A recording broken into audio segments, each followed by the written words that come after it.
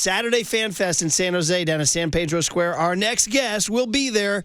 Can't wait to talk baseball with Giants manager and Bay Area sports expert Bob Melvin. Bob, it's great to check in with you, man. You got your buddy Brian Murphy, Marcus Pouchet, Murph Markus. How you doing, Bob? Hey, morning, Bob. Morning, guys. How are you? Thanks good. for having me on. Yeah. How's the offseason going, man? Good, unless you're following the Dodgers, I guess, right now. But, we like our team. So far, so good. We had some really good additions that we're excited about. You've been around the game a long time. Can you remember a stocking of talent like that before? I mean, they used to call the Yankees the evil empire, but I think this is bigger. Yeah, it's pretty crazy. So, you look at the deferred money and the signing bonuses to try to navigate the luxury tax and so forth. I don't know that that's a great idea, but you know what? Games played on the field, not on paper. So we always spirited games against the Dodgers. We look forward and incentivized to play them. Yeah, and Bob, let's talk about the team you're going to have on the field this year and a lot of pieces that are coming into the organization now. What have been your thoughts on Buster Posey, your new boss, in his first new offseason? Yeah, I think he's done a great job, and he's so well thought. Everything he says that comes out of his mouth, really feels like it's just common sense, smart. And sitting with him, especially in the winter meetings, for hours at a time in there, listening to him go over players and potential deals and so forth, it's really good for a guy that's never done this before. It didn't feel like that, so he's got a great support system around him. Just a great baseball thoughts, and his experiences, that he's had as a player all come to fruition in what he's doing right now. So it's been great. It's exciting. I do want to circle back to the Dodger thing because it does affect you guys because they're in your division.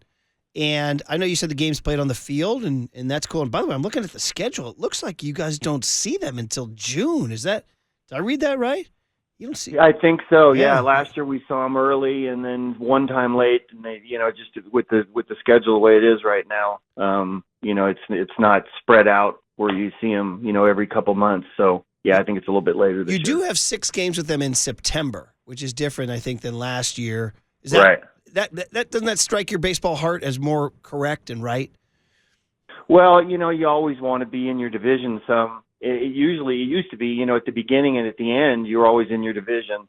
And then more to the middle of the season, you'd spread around a little bit. But it is always nice to play your division guys late in the season because you can either, it's time to probably make up some ground, and the game's played a lot differently in September. So probably a good thing. And rosters are different too, for sure. So, I mean, opening day rosters and September rosters are 2 totally different things. Ask a provocative question that might irritate you, the competitor in you, but I know. Get ready, right? Are you guys playing for the wild card, or are you playing for the division? No, look, we always go in playing for the division. Now, the Dodgers have had quite a handle on that, but at some point in time, someone's got to knock them off the top. And really, it's not just the Dodgers in our division. The Diamondbacks are really good, and so are the Padres. So, you can sit there and look at the moves that one team has made, how excessive that is.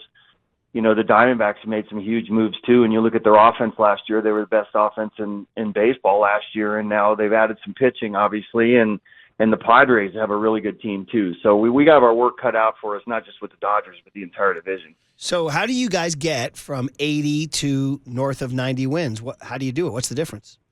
We have to be a team that's really good about, taking 90 feet, taking care of the baseball.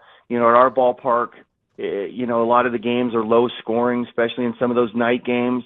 Don't beat yourself. Put yourself in position to win games. We like our bullpen right now. With the addition of Verlander, we like our rotation too with our younger guys. And, just don't beat ourselves. Situational at bats last year we were a little bit deficient in. That's going to be a point of emphasis this spring is, getting guys over, getting guys in, especially in low-scoring games, and playing the game the right way, fundamentally sound. That's what we're all about this year, and that's what Buster has come in emphasizing as well. Yeah, and Bob, I know you've emphasized defense a lot since rejoining the Giants, I should say. So what does it mean for the franchise to be able to lock up both Matt Chapman and Willie Adames on the left side of that infield? Well, I heard from our pitchers real quickly after that. So, especially a team that we had the highest ground ball rate, I think, the last couple of years. The year before, last year, we were up there again. So, when the ball's on the ground, you want to feel secure about, the guys that are out there fielding it, and we've certainly taken care of that. And there are a lot of ramifications from that. Guys going out there, a guy like Jordan Hicks, not trying to miss bats early in the game and let him go ahead and put it in play because we have the guys to pick it up and throw them out. So for our pitchers, it's just it's a great mindset to go out there and know that, look, I don't have to strike anybody out until I get to 2 strikes, and if I can put it in play early in the game, it keeps me in there a little bit longer. Bob Melvin is the voice you hear, and we're getting ready. We'll be down the first Giants broadcast February 22. Marcus and I will be down there in Scottsdale doing shows on February 20 and 21, and we'll grab Bob again down there, and he'll be in San Jose this Saturday for Fan Fest, which is free, by the way, 1 o'clock at San Pedro Square. Go on by. It's always great. They got food and refreshments, and they got Giants baseball and all the good stuff. And so, Bob, way too early lineups. Willie Adames, is he a 3-hitter, a 4-hitter, a 5-hitter, or something else? I said this at the press conference. The one that keeps kind of coming out is in the 2-hole. Just depending on what we do, if Wade leaves off or we put Jung Hoo in the 3-hole, it's a good spot to put him maybe in between 2 lefties or vice versa. Jung Hoo's led off for us too. So it just feels like a guy that knocked in 112 runs and, hits a bunch of homers too, that you want to get him up there as much as you possibly can. Talked to him a little briefly about it. He loves the 2-hole as well. So as we sit here right now, that's the one that's coming up the most. Wow. And then, Bob, moving forward with the rest of the lineup, I think a lot of Giants fans have questions about first base and DH. Can you tell us what the plan is this year for Lamont Wade Jr. and Wilmer Flores? Yeah, as we sit here right now, it looks like the tandem we went in, going into last season with, and unfortunately, Wilmer was never really healthy enough to do what Wilmer does. So he's completely healthy now. I'm looking forward to him coming back and doing his thing. And both those guys kind of understand the platoon system and embrace it. Lamont against righties and Wilmer against lefties seems like a pretty good first base situation right now. So I know Wilmer's completely healthy, looking forward to coming back and having a good year after last year being, injured most of the season. When it comes to the DH position, do you have a preference over whether or not you'd want an everyday DH or to have the ability to use that spot to maybe give other guys rest days?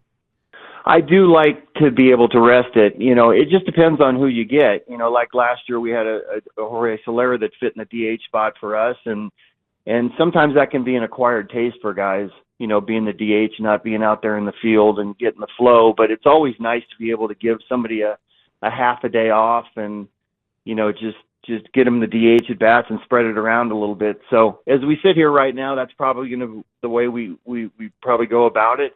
There still is some time left certainly before the season, and but I think our guys kind of look forward to that too, to be able to get off their feet a day, especially as hard as some of these guys play, like Chapman, and spread the DH around a little bit. Talking to Bob Melvin on the UMA guest line. We haven't had a chance to. You weren't on the Zoom call with Justin Verlander, where he was very pleasant and agreeable. And, you look at it this way. I was thinking about, what if the Diamondbacks signed him? Or what if the Padres signed him? How would we as Giants fans view it? We'd say, oh, well, he's a big name, but he's a little older, and he's maybe a little injury prone. That's how, you would view it maybe from the outside. How do you view it from the inside? I view it for a guy that's one of the fiercest competitors in baseball, coming off a season that he didn't particularly care for. And, the neck injury, he had some stuff going on. I saw some video a couple weeks ago about with his bullpens now, and he's throwing really well and free and easy. And I think in his bullpen, he was throwing 92, 93 with good carry like he does. So I think this is a guy that is a proud, baseball player that with an incredible history that still has a lot left in him. So we're excited about having him, and not only that, the veteran effect that he can have on some of our younger guys too. I think there's a lot of value in that as well. With the signing of Justin Verlander, do you have an idea of how the rotation is going to line up, or would you say there's still open competition going into spring training? You always want some open competition, but as you sit here right now, with Harrison and Hicks too, and Birdsong kind of, is kind of a sixth guy or fifth or sixth or whatever. But you want to go into camp and say, hey, look, there's spots on the team to be made. But it does give us a deeper rotation. And over the course of the season, like you said, a lot of times the roster doesn't look anything like it does in April, like it does in August or September. So having depth in the rotation is huge for us, and that's one of the other aspects that Justin brings to us. A guy people aren't really talking about, you just mentioned, and we had him up at FanFest in Napa, and that's Jordan Hicks. I think his last year statistically wasn't awesome, and he kind of bounced between, I believe he made 20 starts, which is actually more than I would have said. He only threw 109 innings, which is nice. 109 is good, but like realistically, he said to us in Napa, because I'm trying to make 30 starts this year. Like, whoa. So, we're talking like real. Can you talk about, like, is this guy the X factor, and what can he do to kind of make that leap? He talked about legs, strengthening his legs and running a lot. Maybe can you explain, like, counting on him when he hasn't really done it? Can you talk about that strategy? Well, I think last year was just all new for him. And early in the season, he was really good. He was. He kind of, got a little tired and so forth, and body felt a little different, and, losing some weight and so forth, and you kind of learn how to be a starter again. So I think that's what took place last year. But if you remember in April and May, man, when he took the mound, we felt really good about winning the games, and they were typically low-scoring games, and when he came out, we either had a lead or it was close. So I think this year he just learns a lot from last year, and no restrictions on him this year. Just go out and do your thing. It starts with the mindset, and I think, in listening to some of his comments, he's really incentivized to go out there and be a true starter from start to finish this year. You had mentioned Justin Verlander earlier and the leadership and experience he's bringing to this rotation. We don't have to go through his resume. This guy is a living Hall of Famer. We've seen the postseason success. Bob, you've been a part of it when you were manager of the Oakland A's. I told him he's going to run laps first day of spring training. No, man, this is like but just talk to us about the type of competitor that Verlander is on the mound in those postseason matchups, and how maybe that can help out with the development of this younger staff. Without a doubt. There's just, guys like him. Obviously has great stuff, but it's the competitiveness that makes him who he is, and you just you feel it in the dugout when he's on the mound. On the otwer side, it's like when we were playing the Tigers or whatever, it was like you look at the matchups and you hope you don't see Verlander, and he's just a guy that when he takes the mound, the team feels great about going out there and feels like you're going to win a game. In the other dugout, you're up against it. So he's done that for a long time and continues to be really incentivized to do it. So it's a lot of stuff that our younger guys can learn, that there's just an aspect of a presence. And, that's really good for the guys like Birdsong and Harrison and some of our younger guys, for sure. Even Hicks. Hicks at Napa mentioned being around Adam Wainwright and right. and how that, and he's thinking Verlander will do the same thing. A couple more minutes here with Bob Melvin. Just so many things to talk about. So exciting with spring training next month in Scottsdale. And then, of course, FanFest this Saturday down in San Jose at San Pedro Square. Markus will be down there, and Bob Melvin will be there, among many others. And that's free. It starts at 1 o'clock down there in San Jose. Everybody go down there and check it out. We know San Jose has a monster Giants presence, so that'll be good. So, Bob, this is like, for most people, the least sexy topic. For you, it might be the sexiest topic, and that's the backup catcher. Like, this is like right in your wheelhouse, man. This is how you made your way as a big leaguer, right? So it's important. If you guys are if the wild card comes down to 1 or 2 or 3 games, it may be the 1 or 2 or 3 games that Pat Bailey didn't start. So what is the landscape? You guys have made a move there. Tom Murphy was there last year. What do you need? What do you have? Well, look, we signed Murph last year for a reason, and got hurt early in the season, was never really himself. So we saw in spring training, the reason we signed him was the production against left-handed pitching, and he's done that over the course of his career. And when healthy, that's what he does. And it's an offensive force at times. So I know he's fully healthy now. He's looking forward to coming to camp and winning a job.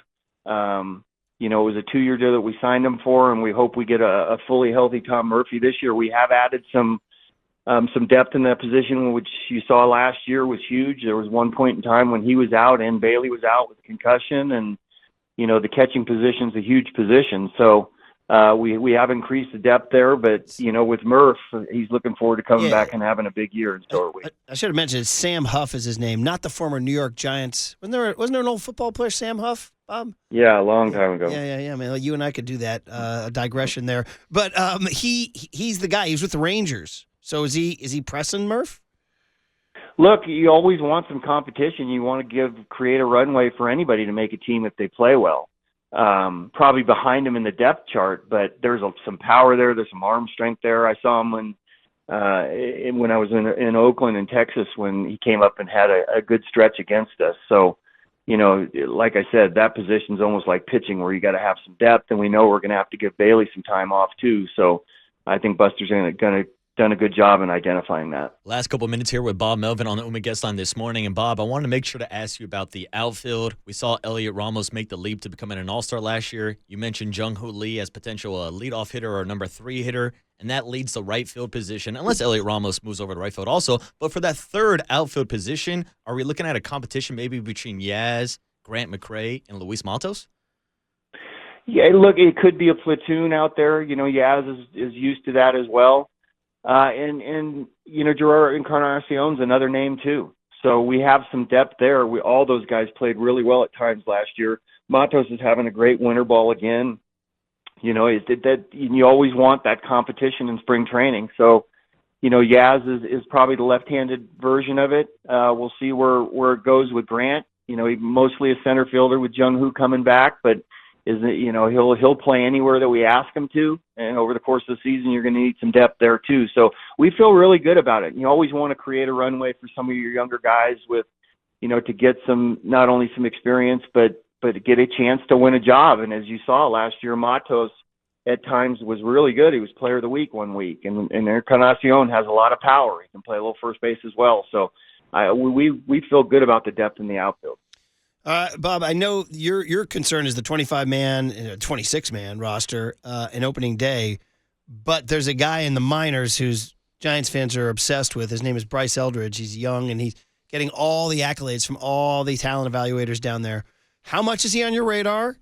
I mean, like I said, I know you got the Major League roster, and he's in the minors, and that's up to Kyle Haynes and Randy Wynn and that crew. But what's the Bob Melvin, Bryce Eldridge relationship? Well, I met him for the first time the other day at Papago. He's a big guy, and there's a presence to him. Now, you look at the numbers he puts up, you look at the swing, and you know that there's a chance that this guy can be a star. And I think if you look at our off season too, there's a reason that we didn't go all in at first base because, we'll see how far away this guy is. We like the combination we have right now, but this guy's going to be a force for us for years to come. When that is, I'm not sure yet. I mean, you don't want to put too much pressure on him and say, hey, look, we expect you to be there at some point in time. I know he's thinking that way, but we'll see where this year goes. He's probably not going to start with us to begin with. He needs a little bit more, maybe defensively and so forth, and you need some at-bats and development before you get to the big leagues. But this guy's got a chance to be a real star, no question. Bob, we got to go rapid fire. The very important thing's finishing up here. Your old buddy, Ichiro, made the Hall of Fame. Yeah. Ichiro, tell us about it. Yeah, 99.7. Really, one guy doesn't vote him in. That was the most disappointing thing for me. But look, definite first ballot. You expected it hopefully to be unanimous, but so excited. I was communicating with him a little bit yesterday, and if you've ever been around this guy, his commitment to the game is just unmatched and still is. And he's been to Cooperstown like 5 or 6 times. He's baseball obsessed. He's still working with the Mariners. He's still taking batting practice. He's still out there making throws in the outfield and showing the younger guys how do you still play the game. He's in great shape. I mean, it's just a one of a kind, not only baseball player, but human being. So I'm really excited for him and looking forward to hearing his speech in July. I was going to say, you're not supposed to have favorites. You're a father, but let's be honest. Was he your favorite? You know what? Nobody more so. Yeah. I mean, I've had a lot of players over the years, and I was lucky enough in my first year managing to have him. Yeah. So, yeah, there are guys that you're a little bit more sentimental to, and nobody more so than him. Just like mentioning him, you get a smile on your face, right? It does. I am smiling right now. And it was such a big day for him because, just what was a week and a half before or a week before he went into the Hall of Fame in Japan, too. So not too many of those guys around. Yeah, and Bob, we love talking Bay Area sports with you, so I just want to ask if you have any thoughts on Vallejo's own CeCe Sabathia getting into the Hall of Fame. Yeah, that was really cool, too. So, I mean, man, we talk about a workhorse. When you look up horse in the dictionary, Mike Krukow likes to use that term a lot. A guy's going to give you innings, makes the team feel like they're going to win every day. And, being from, just outside the Bay Area in Vallejo too, it puts a smile on your face too. So what an incredible career he had. And then Bay Area takes, Bob, on the way. What happened to our Niners, man? How frustrating was that? I think injuries got him. It's the division ended up being a lot tougher than it looked earlier in the season, and then they just couldn't stay healthy. So, there are a lot of good teams in the NFL now. The 49ers are certainly one of them, but they have a chance to bounce back big time. I have a lot of faith in Lynch and Shanahan, and you look around the roster, and it's still a really good roster. They could turn it around in a hurry next year. And what are we going to do about your old Godfather's Warriors, man? 21. Yeah. It was 12-3, and now, have you given up? What's up?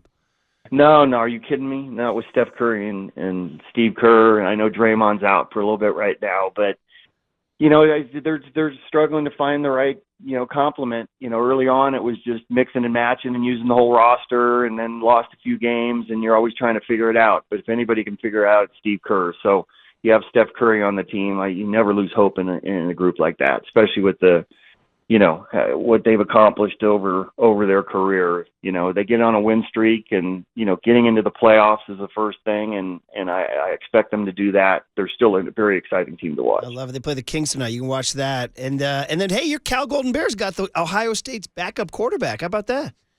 Yeah, they've gotten a few guys here recently, I think. The Oregon guy, too, right? Yeah, so, it was a pretty good team last year, too. A lot of close games, fourth quarter, 1-point games where the record could have been a lot better. So increasing the roster and getting some guys in the portal and getting a little bit more athletic, I have high hopes for the team next year. You didn't go out at sunrise for that College game day, did you? No, I watched that. I didn't go out there. I couldn't. But, man, that was really great because, you don't expect Cal to be that school that kind of really shows up big time on College game day, and they did. Those people are out there like 5 o'clock in the morning, and with the field goal kick and everything, it was a really exciting pregame, and the game ended up being exciting too. Unfortunately, it didn't go our way, but that was really cool for the school to be able to, such a big day, and everybody watches College game day. That was pretty cool. I heard that all the guys who are on the staff at the end of the year, they said that was their favorite visit of the year. Yeah, and should have been. Yeah. I mean, they really showed up and big time. And on the West Coast, you got to get there early to do that. And they were out there in full force. It was awesome. I got to say, as a UCLA Bruin, I was jealous. Man. It was awesome. So, well, you should be. Well, yeah, I can't say much. Hey, we beat Wisconsin in basketball last night. I'll say that. All right. Well, listen, always fun catching up on all things, all topics.